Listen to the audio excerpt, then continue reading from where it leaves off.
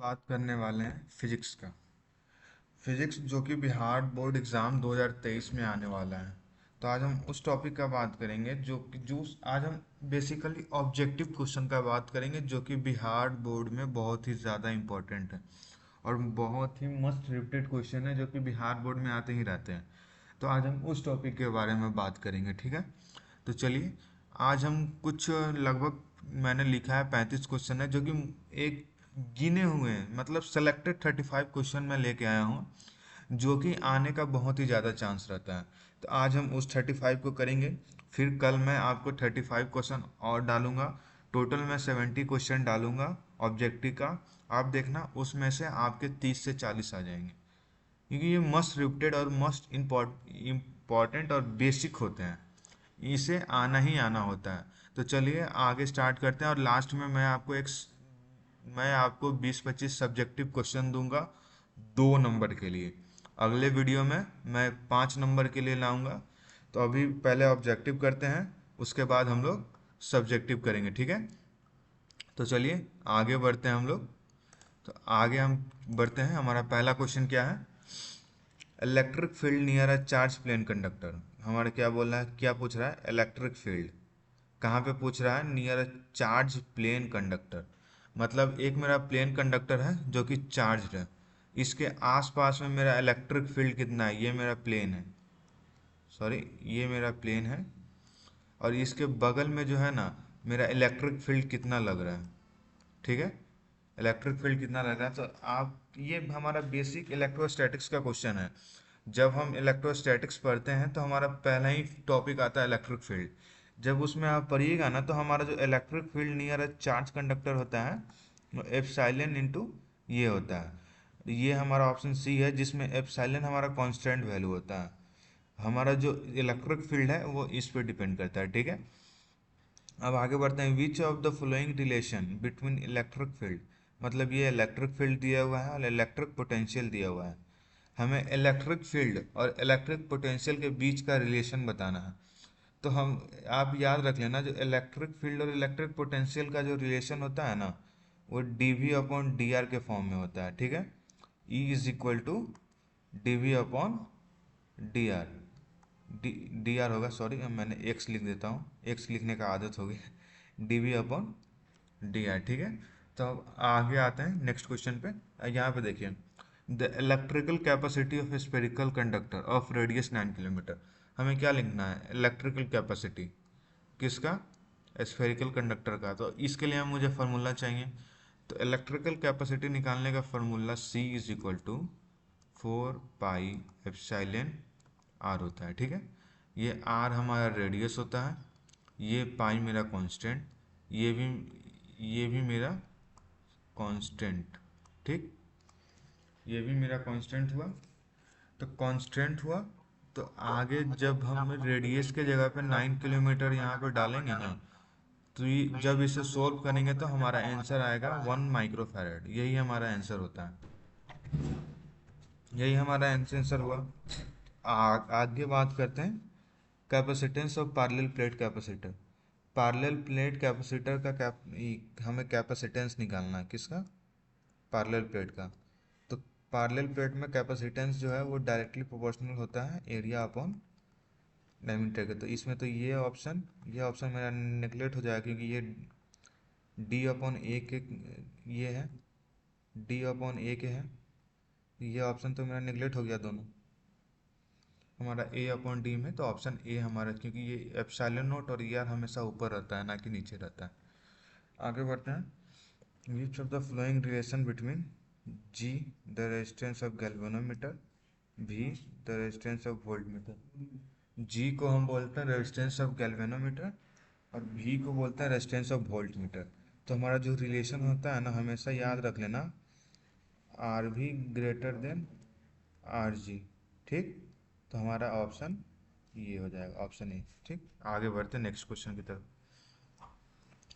Which of the following is applied form of Wheatstone bridge. मतलब ये कौन सा जो हमारा मेजर करने वाला इंस्ट्रूमेंट है, वेटस्टोन ब्रिज का अप्लाइड फॉर्म होता है, तो वो होता है गैल्वेनोमीटर। गैल्वेनोमीटर को हम वेटस्टोन ब्रिज में यूज़ करते हैं।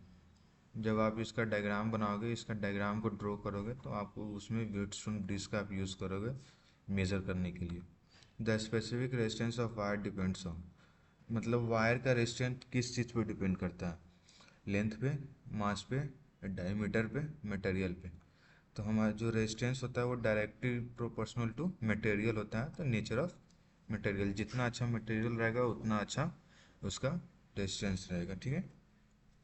विच of the flowing physical quantity, which of the flowing physical quantity conserved in Kirchhoff's point rule. तो किर्चॉफ्स पॉइंट रूल में कौन सा फिजिकल क्वांटिटी कंजर्व रहता है? कि किर्चॉफ्स पॉइंट रूल में कौन सा फिजिकल क्वांटिटी हमारा कंजर्व होगा? हमारा ऑप्शन है एनर्जी, चार्ज, मोमेंटम, मास।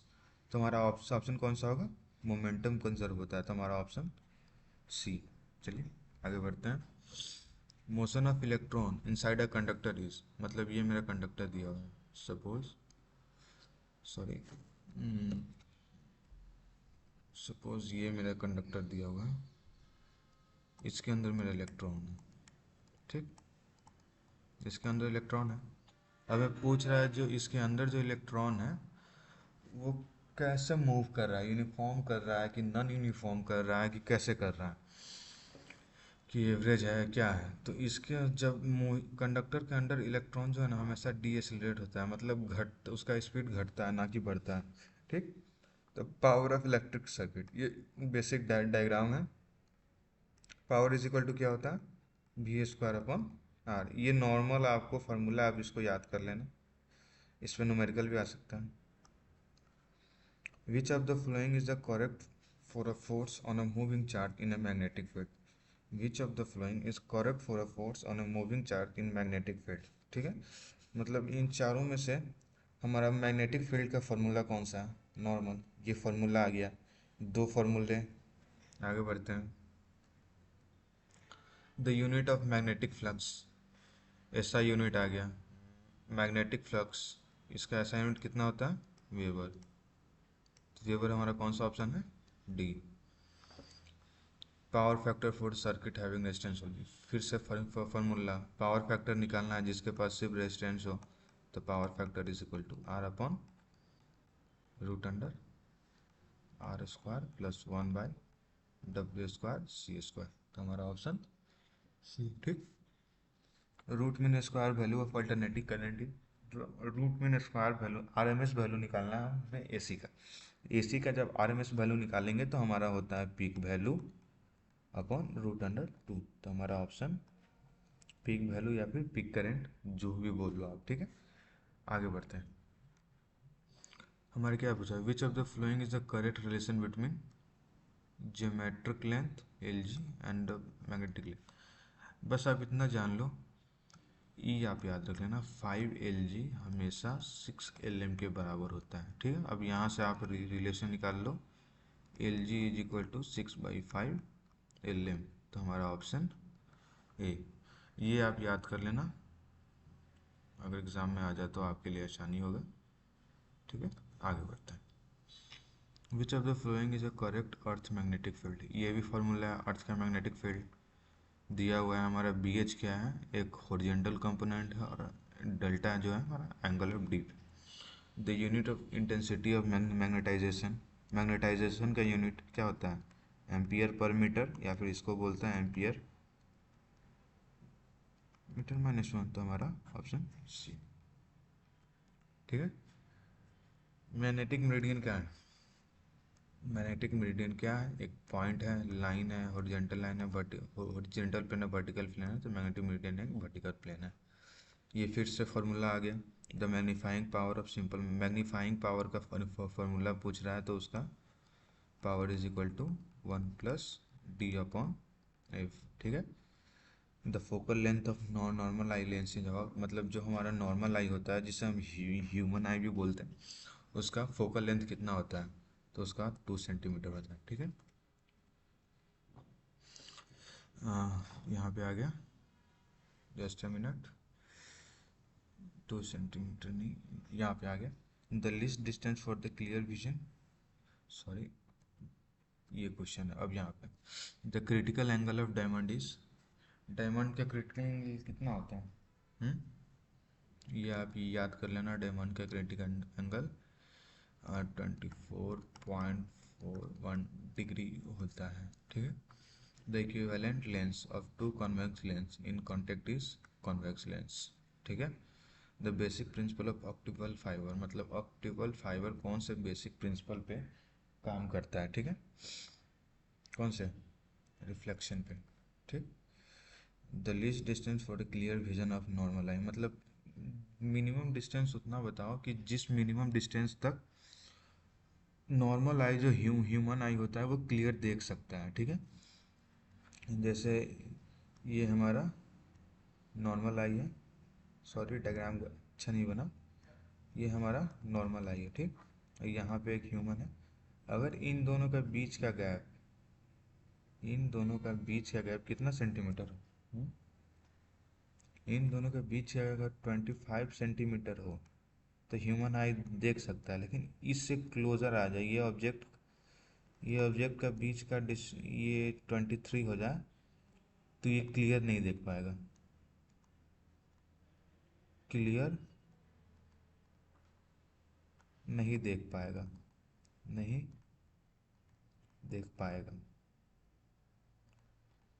पाएगा, ठीक। लेकिन वही 25 सेंटीमीटर हो या उससे ज़्यादा हो तो क्लियर देखेगा, ठीक है। आगे बढ़ते हैं। विच of the flowing phenomenon of A light is correct for the formation of rainbow, formation of rainbow के लिए कौन सा ये फेनोमेनन सही है? तो उसका क्या होगा बताइए। डिस्पर्शन, डिस्पर्शन हमारा सही आंसर होगा, dispersion. The refractive index of a glass is more for which colour, मतलब ग्लास का जो रिफ्रैक्टिव इंडेक्स है कौन से कलर के लिए सबसे ज़्यादा होगा? तो वायलेट के लिए होता है।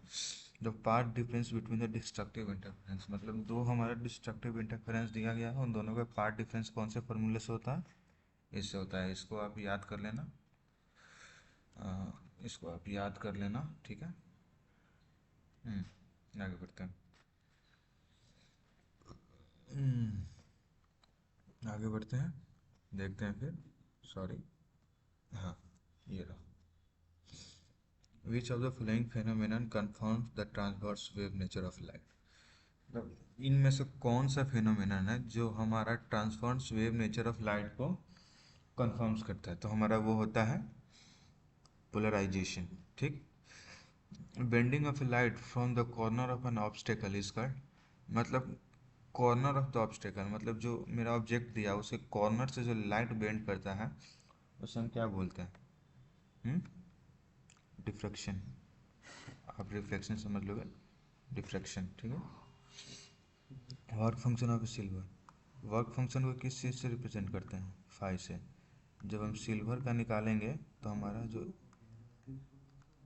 4.7 इलेक्ट्रॉन वोल्ट होता है, ठीक।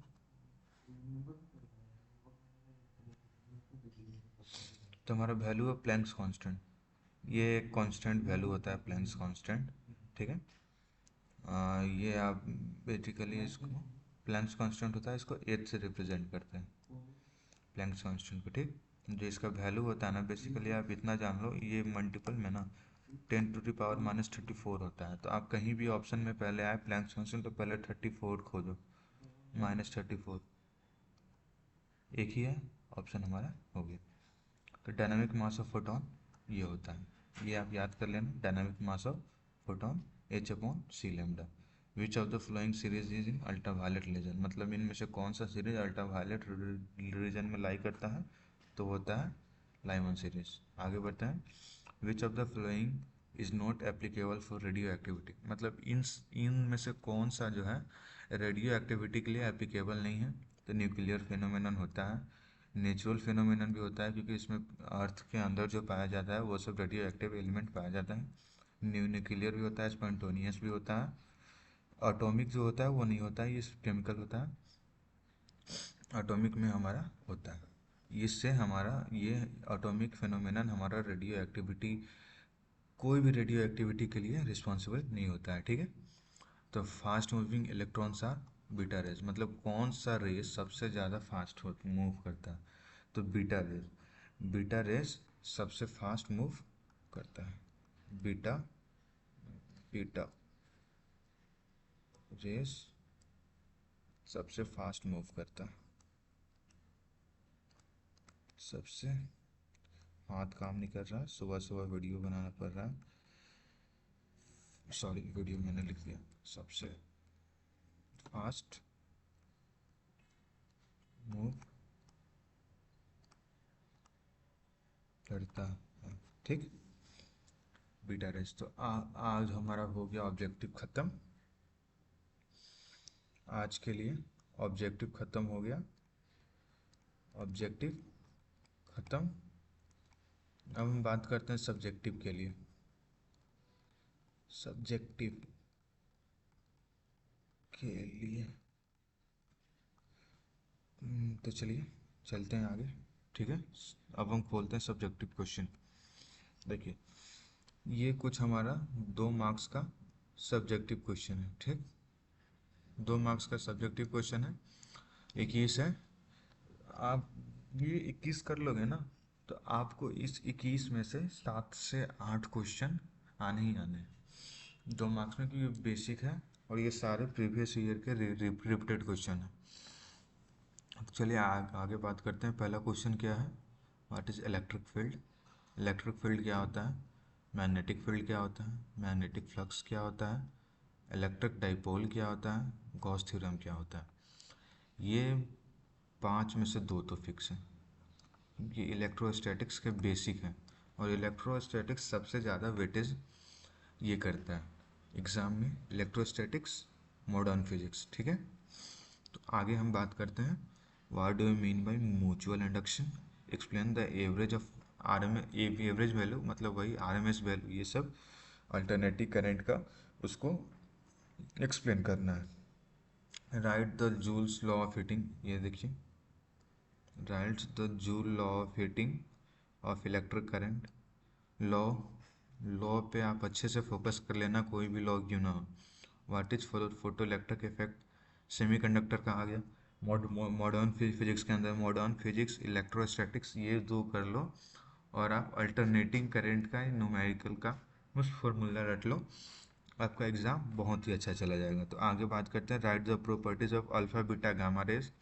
इनका प्रॉपर्टीज़ आप देख लेना क्या होता है, सेमीकंडक्टर देख लेना, और उसके types N type, P type, आप ये भी याद कर लेना। एन टाइप सेमी एंड, एक मिनट मैं आपको नेक्स्ट पेज पे चलता हूँ। हमारा हमारा सॉरी, हमारा सेमीकंडक्टर आ जाएगा, सेमीकंडक्टर, ठीक। सेमीकंडक्टर हुआ, इसके आप टाइप्स देख लेना, टाइप्स जो कि होते हैं N and P type. N type में कौन सा एलिमेंट, कौन सा एलिमेंट ये करते हैं, इंसर्ट करते हैं, इंसर्ट बोले, या कौन सा इम्प्यूरिटी इंसर्ट करते हैं, और पी टाइप में कौन सा करते हैं, कौन सा करते हैं, कौन सा एलिमेंट करते हैं। ये आपको ऑब्जेक्टिव में भी आ सकता है, ऑब्जेक्टिव में भी आ सकता है, ऑब्जेक्टिव में भी आ सकता है ये, ठीक है। तो आप इसको कर लेना। तो मैं आगे बढ़ता हूँ।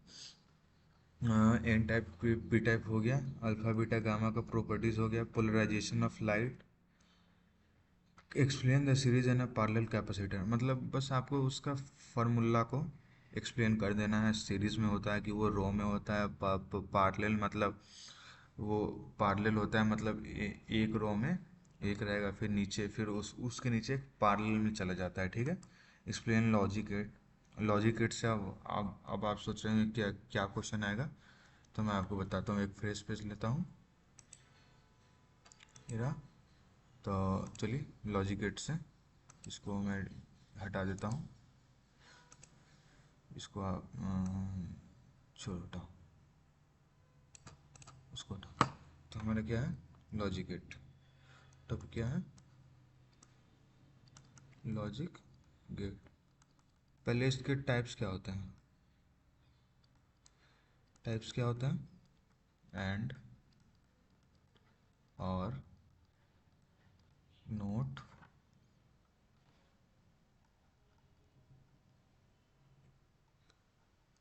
नॉर, एक्सॉर, एक्सॉर, यही सब होते हैं, नन। ठीक, आपको क्या बोलेगा, बोलेगा जैसे आपको दे देगा क्वेश्चन में, for and gate, question sorry, question में बोल देगा find the truth table and draw the basic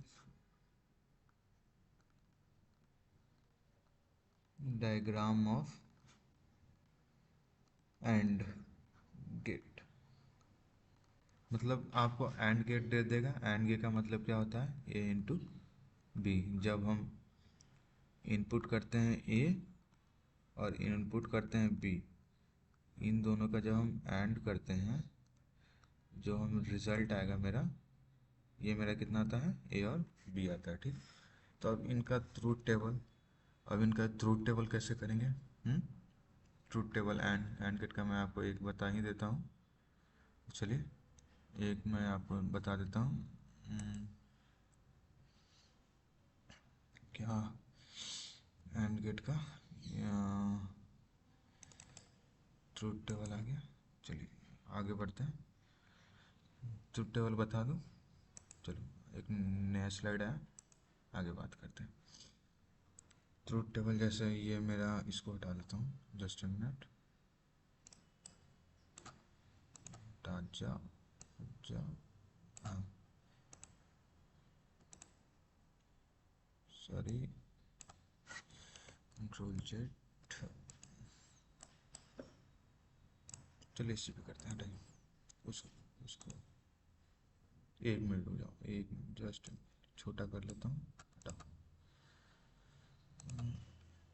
कुछ भी नहीं होता। चलो आगे बढ़ो यहाँ पे, चलो यहाँ पे देखते हैं, ये मेरा ये है, ये ये मेरा हुआ, अच्छे से कर देता हूँ आपको, रुक जाओ। ये मेरा लाइन है, ये लाइन है, ये line,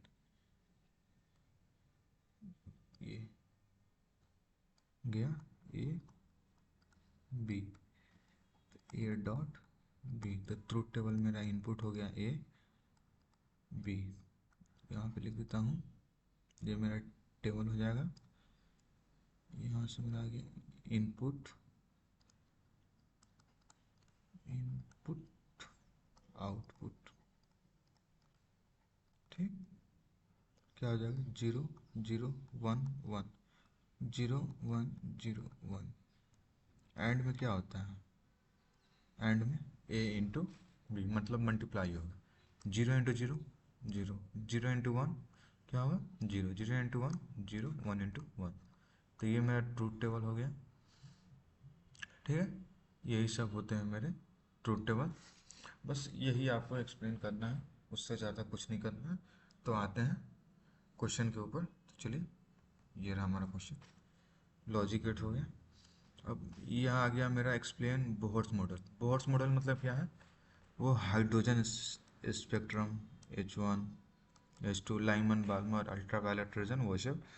what is mean by mutual induction, what is rainbow क्या होता है, और इसके दो टाइप्स होते हैं, प्राइमरी और सेकेंडरी रेनबो, उनका डिफरेंस। न्यूक्लियर बाइंडिंग क्या होता है, व्हाट इज सेमीकंडक्टर, उनके types N type P type. ठीक है, what do mean by power factor. और लास्ट में आप एक और डाल सकते हो, what is eddy current, eddy current, Faraday's law, Faraday's law, ये सारे हैं आप ये सब कर लेना, आपका 2 मार्क्स में भी हो जाएगा सारा। तो आज के लिए इतना ही क्वेश्चन है हमारा सब्जेक्टिव का भी, और ऑब्जेक्टिव हो गया। फिर अगले वीडियो में हम मिलेंगे नए क्वेश्चन के साथ। तो उसमें हम बात करेंगे अगले वीडियो में, नेक्स्ट वीडियो में हम क्या करेंगे मैं आपको बता देता हूँ। नेक्स्ट वीडियो में फिर से हम 35 ऑब्जेक्टिव करेंगे, ऑब्जेक्टिव, और 20 सब्जेक्टिव करेंगे। सब्जेक्टिव करेंगे जो कि सब्जेक्टिव जो होगा हमारा 5 मार्क्स वाला होगा, 5 मार्क्स वाला, ठीक है, 5 मार्क्स वाला होगा। तो अगला वीडियो बहुत ही ज़्यादा इम्पोर्टेंट रहेगा। तो फिर मिलते हैं कल। अगर वीडियो पसंद आया हो तो चैनल को लाइक एंड सब्सक्राइब कर देना, सब्सक्राइब कर देना। Thank you, bye.